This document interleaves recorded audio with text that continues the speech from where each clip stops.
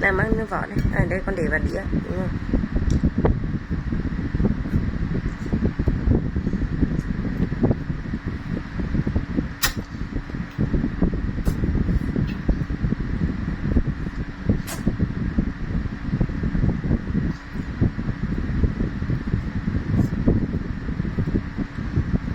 Giờ mẹ Hạnh ăn sáng rồi, đi mua thuốc đi. Vâng, thì nó con đi mua thuốc.